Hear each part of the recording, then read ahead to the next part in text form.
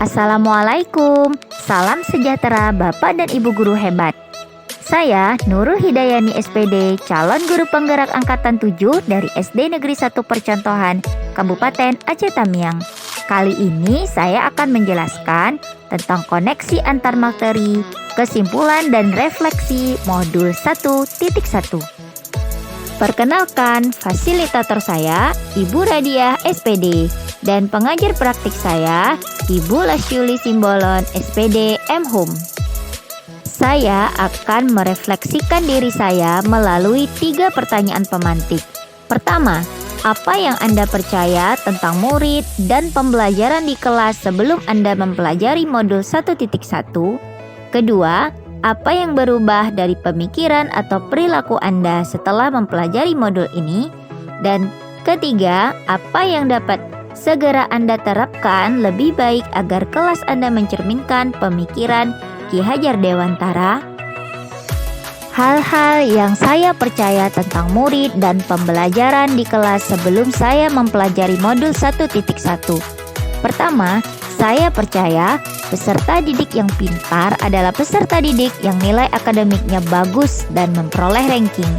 Kedua, saya percaya peserta didik bagaikan kertas kosong dan siap ditulisi sekehendak hati pendidik atau orang dewasa. Ketiga, saya percaya peserta didik mampu memahami materi pembelajaran dengan cara yang sama. Keempat, saya percaya peserta didik adalah objek belajar yang diatur sesuai kehendak pendidik. Lalu, saya percaya kelas akan aman dan disiplin bila dikelola dengan ancaman dan hukuman. Kemudian, fokus pendidik adalah menyampaikan materi dan mencapai KKM. Kemudian, pembelajaran masih bersifat monoton dan mengesampingkan kedekatan emosional. Dan terakhir, saya masih fokus pada hasil dan mengesampingkan proses. Ada mendatar, ada menurun. Siapa tahu apa maksud mendatar dan maksud menurun ini? Coba angkat tangan yang tahu. Apa mendatar itu? Mendatar itu yang mana? Mendasar? Tahu nggak?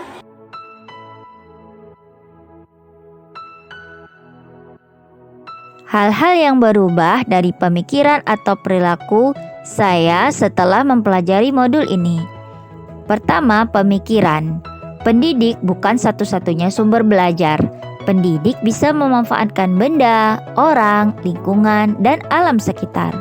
Kemudian, pendidik harus memahami karakter, kodrat, minat, dan bakat peserta didik dan menuntunnya menjadi lebih baik, bukan memerintahkannya sesuai kehendak. Kemudian, pembelajaran berpusat pada peserta didik. Perubahan perilaku, yaitu menjadi pendidik yang lebih kreatif dan inovatif yang mengemas pembelajaran semenarik mungkin dan sesuai dengan gaya belajar peserta didik. Kemudian, tidak menekan dan memaksakan peserta didik, memberikan kebebasan yang terbimbing dan terarahkan. Terakhir, melaksanakan pembelajaran dengan terus mengamati kemampuan, minat, dan bakat peserta didik.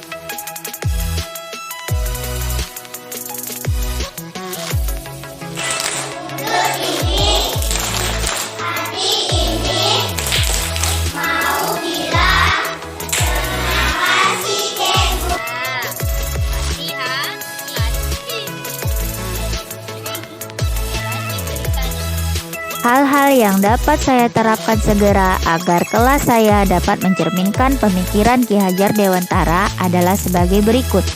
Pertama, saya akan mendesain pembelajaran yang interaktif yang melibatkan peserta didik secara aktif atau student-centered.